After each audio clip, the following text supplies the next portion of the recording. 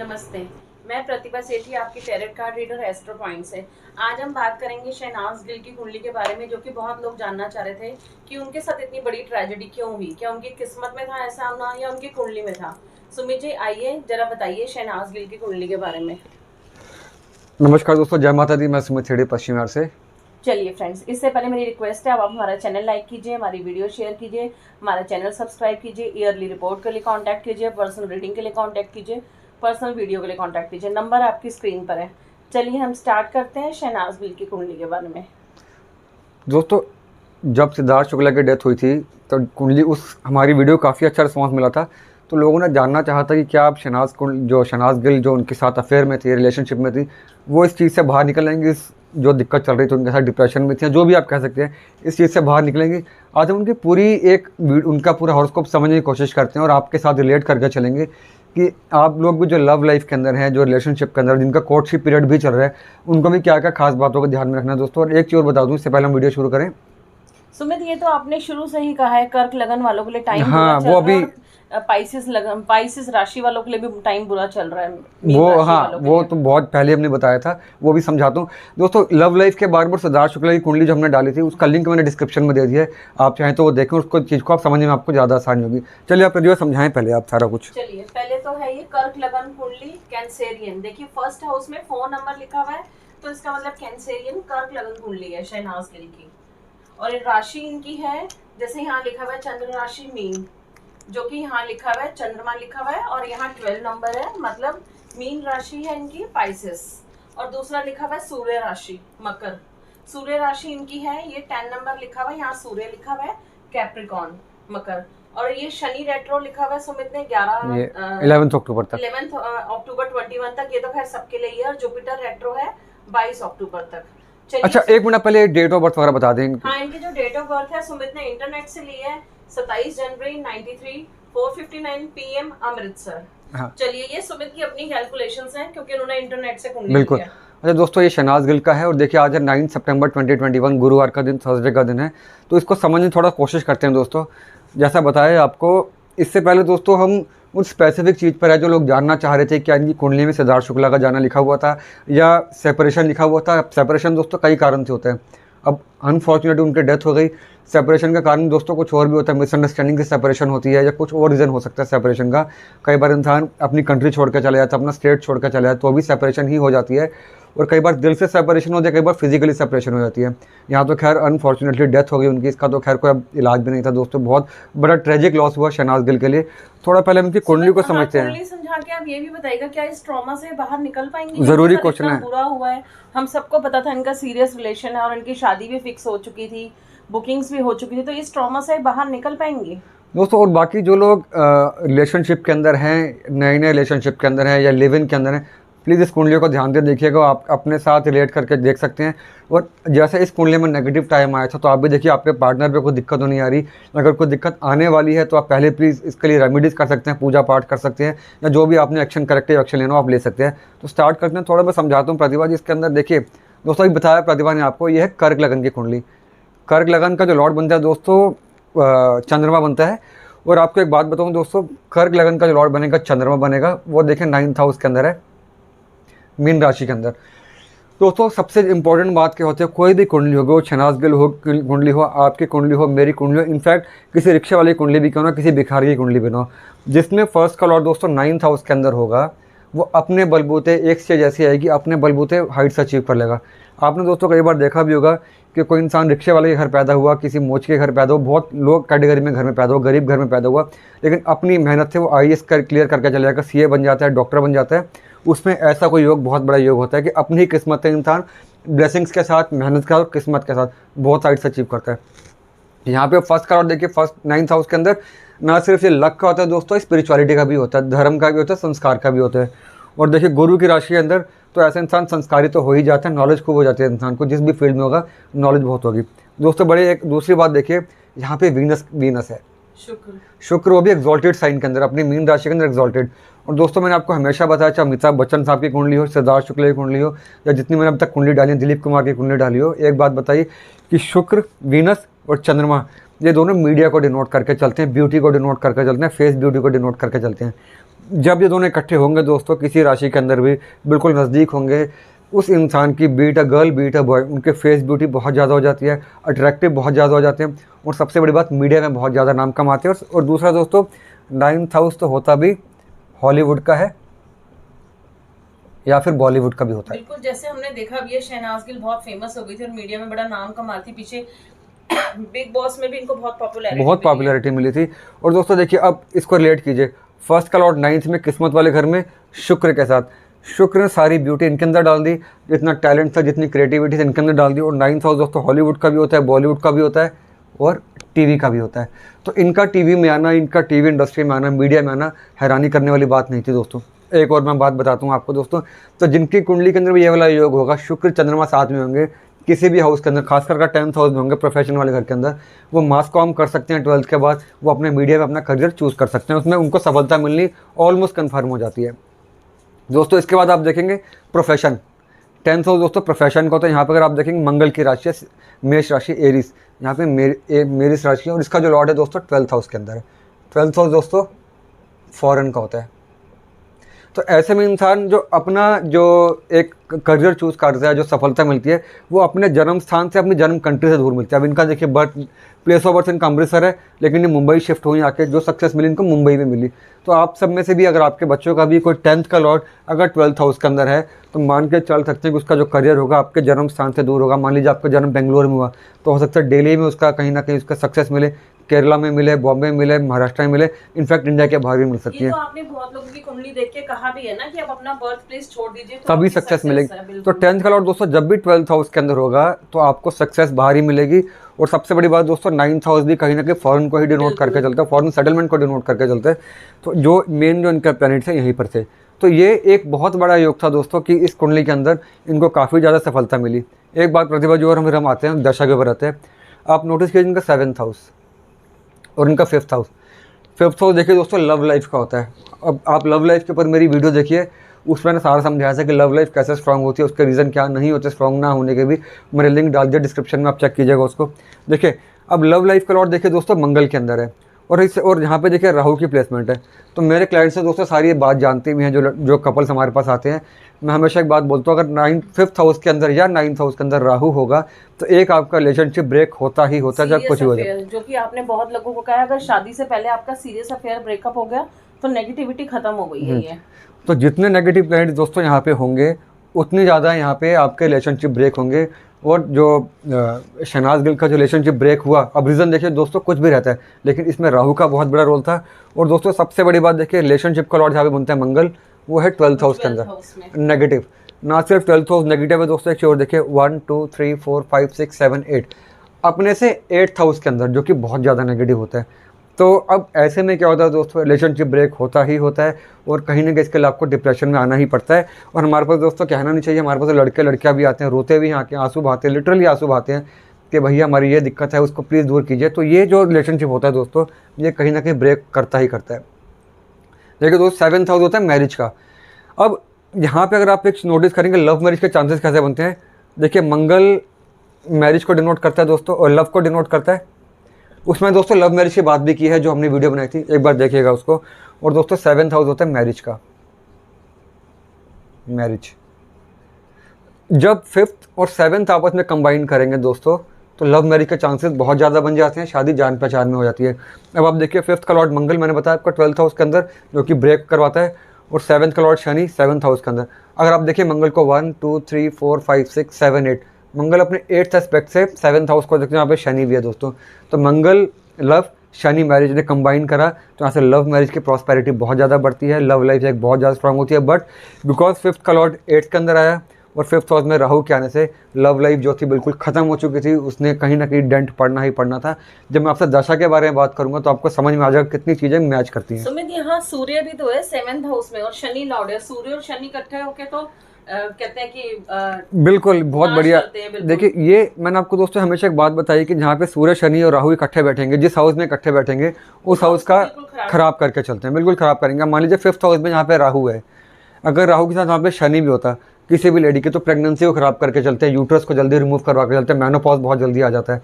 अब 7th house में देखिए यहाँ पे सूर्य भी है, जो कि एक नेगेटिव राशि के अंदर है, और यहाँ पे शनि भी है।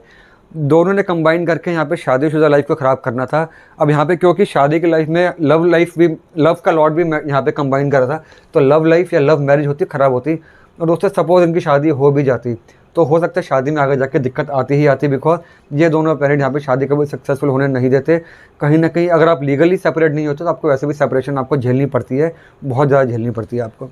और सुमित एक चीज मैं यहाँ पे और नोट कर रही हूँ, अगर हम जैसे वाइफ की कुंडली से हस्बैंड की बनाते हैं या बॉयफ्रेंड की बनाते हैं तो 7th हाउस फर्स्ट होता है, और जो 2nd हाउस होता है जैसे इसके शहनाज गिल का 2nd हाउस है, ये हस्बैंड की एज को डिनोट बिल्कुल एज, क्योंकि 7th का 8th हाउस हो गया। देखिए 1 2 3 4 5 6 7 8, 7 से जो भी 8th हाउस बनेंगे यानी कि 2nd हाउस वो आपके पार्टनर की एज को डिनोट करके चलता है। बिल्कुल। अगर हम शहनाज गिल की कुंडली से भी उनके होने वाले हस्बैंड इनकी अगर कुंडली बनाए तो ये 1st हाउस उनका बन रहा है सिद्धार्थ शुक्ला का, और 8th हाउस जो मैरिज को डिनोट करता है, तो 1st हाउस में 8th हाउस एज को डिनोट करता है, एज को सॉरी डिनोट करता है।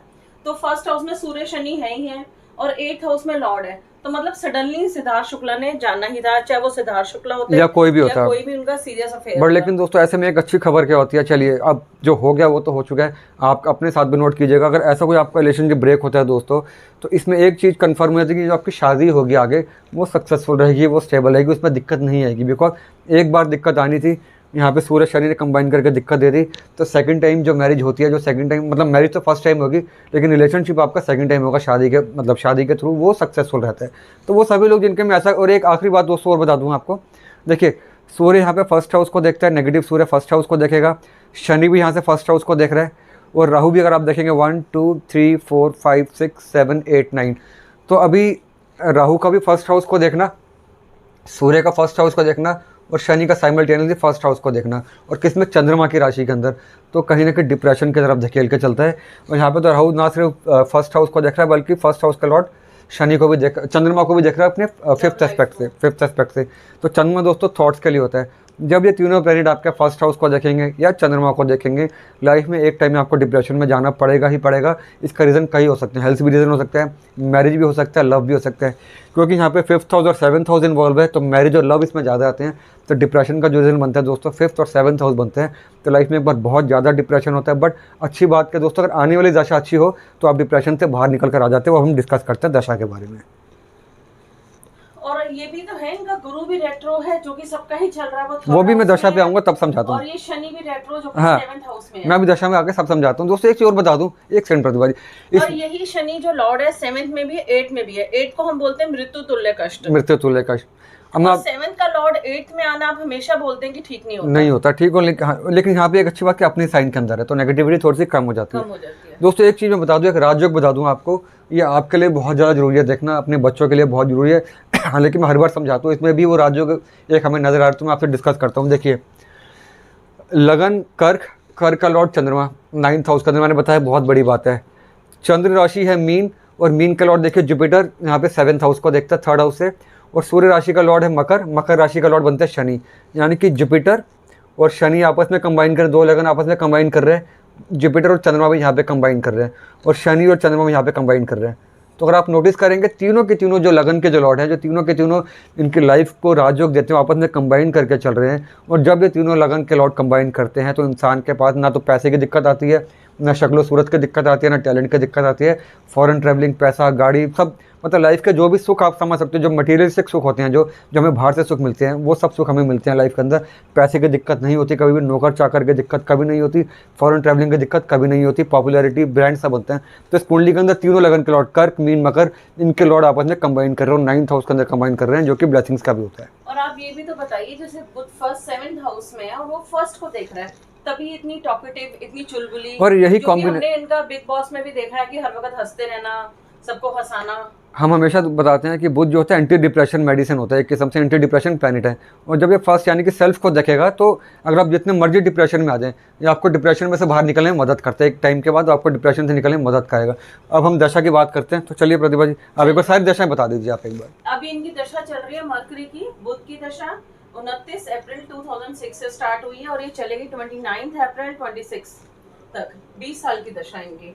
और अभी इनकी चल रही है उसके अंतरदशा मरकरी और जुपिटर, जो 14 मई 21 को स्टार्ट हुई थी और 20 अगस्त 23 तक चलेगी। और फिर इनकी है प्रत्यंतर दशा जो कि है मरकरी जुपिटर शनि, जो 2 सितंबर 2021 को शुरू हुई थी और 11 नवंबर 11 जनवरी जनवरी जनवरी 2022 तक चलेगी। अब इस एक सेकंड पहले मैं थोड़ा समझाऊं, फिर ये वाला पॉइंट बड़ा ज़रूरी है, समझाते हैं। देखिए दोस्तों, अभी हमने बात करी मरकरी की कि यहाँ पे मरकरी एंटी डिप्रेशन की तरह काम करेगा। इनकी मरकरी की दशा 2006 से शुरू हुई थी, 2026 तक चलेगी, 20 साल की दशा होती है, वो आज भी चल रही है। तो मरकरी एक अच्छा प्लैनेट है। तो इतना दोस्तों है कि मरकरी कहीं ना कहीं टॉकेटिव बना के चलता है, ऐसा बताया प्रतिभा ने आपको। जितने एंकर्स होंगे, जितने हमारे मीडिया में या जितने मूवीज़ के अंदर बोलने वाले सारे होंगे, वो मरकरी से देखा जाता है। और मरकरी का फर्स्ट हाउस को देखना बहुत अच्छी खबर लेके आता है, नेगेटिव कभी भी नहीं होता। दूसरा, चंद्रमा में भी लॉर्ड है, ऐसे लोगों को अपने सेंटिमेंट्स पे कंट्रोल करना, इमोशंस से अपने कंट्रोल करना, बिकॉज चंद्रमा इमोशंस के लिए होता है। फिर दोस्तों इसके बाद प्रत्यंतर दशा है मरकरी जुपिटर की। देखिए मरकरी जुपिटर, उस कुंडली के अंदर जुपिटर दोस्तों जो होता है वो 9th का लॉर्ड है, जहाँ पे फर्स्ट हाउस का लॉर्ड बैठा हुआ किस्मत का। तो ये दशा इनके लिए बहुत अच्छी दशा है, मई 21 से अगस्त 2023 तक। अब हम इसको थोड़ा सा और छोटा कर देते हैं, मरकरी जुपिटर और जुपिटर में शनि दोस्तों प्रत्यंतर दशा, ये बड़ी इंपॉर्टेंट आपके लिए देखने के लिए, आपको इसमें सारे आंसर मिल जाएंगे। देखिए मरकरी कहाँ पे है दोस्तों, 7th हाउस के अंदर, मैरिज वाले हाउस के अंदर। दोस्तों जुपिटर का एस्पेक्ट कहाँ पे है, मैरिज वाले हाउस के अंदर। शनि जो कि 2 सितंबर तक थी, दोस्तों इस डेट पर नजर मारिएगा, 2 सितंबर को। शनि दोस्तों कहाँ पे है, वो भी मैरिज हाउस के अंदर। मरकरी मैरिज हाउस में, शनि मैरिज हाउस में, जुपिटर मैरिज हाउस को देखता है। और जुपिटर और शनि दोनों ही रेट्रो चल रहे हैं, दोनों रेट्रो भी हैं 11 अक्टूबर तक। देखिए दोनों यहाँ पे इंपॉर्टेंट पॉइंट, ये दोनों 11 अक्टूबर तक रेट्रो, यानी कि बहुत ज़्यादा नेगेटिव है। तो अब 2 सितंबर में दोस्तों नोटिस कीजिए, 2 सितंबर तक इनकी शनि की दशा थी, प्रत्यंतर दशा शनि की थी, जो अब तक रेट्रो चल रहा है। समझिए इस बात को 7th हाउस के अंदर लव लाइफ के साथ कंपेयर करके। और 2 सितंबर तक जैसे ही शनि की आखिरी दिन था दोस्तों, और 2 सितंबर को ही सिद्धार्थ शुक्ला की डेथ हुई थी। यहाँ से अगर आप चीज़ों को मैच करके चलते हैं तो इस रेट्रोग्रेड शनि ने बहुत ज़्यादा काम खराब करा। और अनलकीली इंसिडेंटली दोस्तों मरकरी भी 7th हाउस को इफेक्ट करता है, जुपिटर 7th हाउस को देख ही रहे, और साथ में शनि ने जब यहाँ पे कंबाइन करा, और 2 सितंबर को जैसे ही शनि की दशा प्रत्यंतर दशा खत्म हुई, वैसे ही यहाँ पे अगर आप देखें 2 सितंबर को ही सिद्धार्थ शुक्ला की भी डेथ हो गई। तो इस शनि ने इस रिलेशनशिप को ब्रेक करने में बहुत बड़ा योगदान दिया दोस्तों। और देखिए दोस्तों, यही शनि जहाँ पे इनके 9th हाउस को भी देखता है, जहाँ पे चंद्रमा है, शुक्र जो कि लव लाइफ को डिनोट करता है, चंद्रमा जो कि फर्स्ट हाउस को डिनोट करता है, और फर्स्ट हाउस को भी। इस शनि ने जाते जाते दोस्तों इनकी लाइफ को बिल्कुल अपसाइड डाउन कर दिया, बहुत बुरा इनकी लाइफ के साथ कर दिया। तो ये इस दशा का बहुत बड़ा रोल था दोस्तों इनकी लाइफ को ख़त्म करने में। एक तरफ तो यही बुध इनको इतना सक्सेस दे रहा है जो उनकी दशा चल रही है 7th हाउस में, 7th हाउस इनकम का भी होता है। लेकिन अब दोस्तों एक अच्छी बात कि अब इनकी जो दशा शुरू होगी, मैंने मेंशन नहीं करी, मरकरी जुपिटर शनि के बाद दोबारा से मरकरी आ जाएगा, वो दशा इनको खड़े होने में वापस से मदद कर देगी। अब जो लोग पूछना चाहते हैं कि आप भी अगर आप चाहें, अगर पूछना चाहेंगे अगर आपकी इस तरह को रिलेशनशिप ब्रेक हो, डेट लिख दीजिए ना आफ्टर वो उसमें अगर आप देखना चाहेंगे कि ये इसमें वापस खड़ी हो जाएंगी, नहीं हो पाएंगी, तो क्योंकि यहाँ पे मरकरी की दशा शुरू होने वाली है, तो यहाँ पे खड़ी भी होंगी और वापस से अपने आप में रिकवर करने के बाद फिर से मीडिया लाइन में होंगे और अपना अच्छा खासा नाम भी कमाएंगे इसके अंदर। और एक बात मैं बता दूँ, मैं डेट भी मेंशन करता हूँ कि हमने मेरी हर वीडियो आप देखिएगा पीछे, हम मंथली वीडियो बनाते हैं जिसमें हमने रेट्रोग्रेशन की वीडियो बनाई कि जिनका भी कर्क लगन की कुंडली है दोस्तों, उनके लिए पैसे की दिक्कत नहीं है आज की डेट में, उनको दिक्कत है तो मैरिज की दिक्कत है।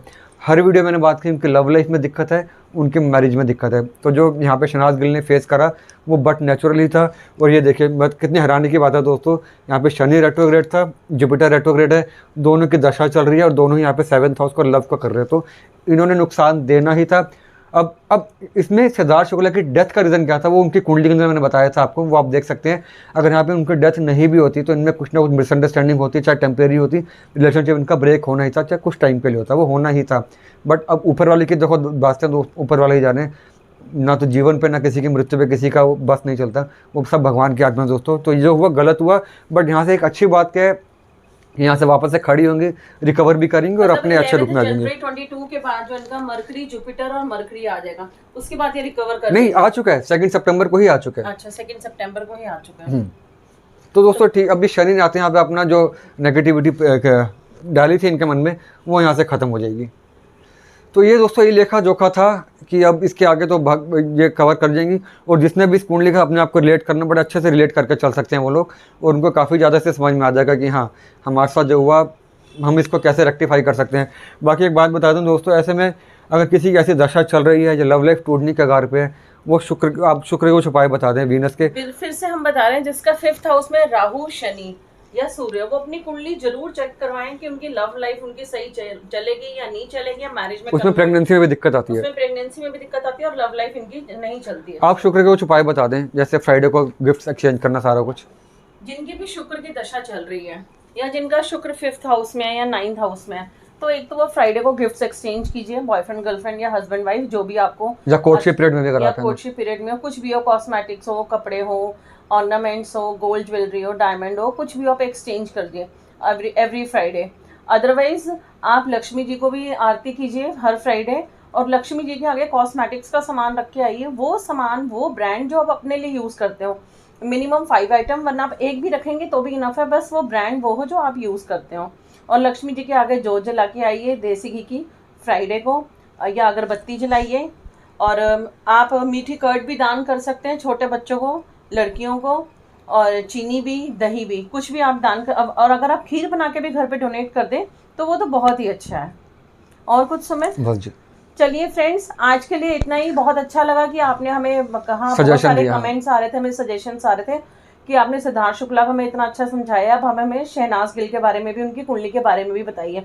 हमने इसमें पॉजिटिव भी बताया है कि इनकी मीडिया के लिए कुंडली बहुत अच्छी है और इनका ये टाइम था, इनको फेस करना ही था। तो जिसकी भी कुंडली में ऐसा कुछ भी कॉम्बिनेशन हो तो अपनी कुंडली मैच कीजिए।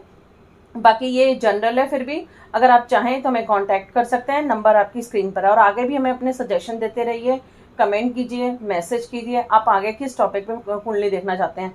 हम पूरी कोशिश करेंगे उसी टॉपिक पे बनाने की जल्दी से जल्दी। चलिए फ्रेंड्स, बाय, टेक केयर। जय माता दी दोस्तों, टेक केयर।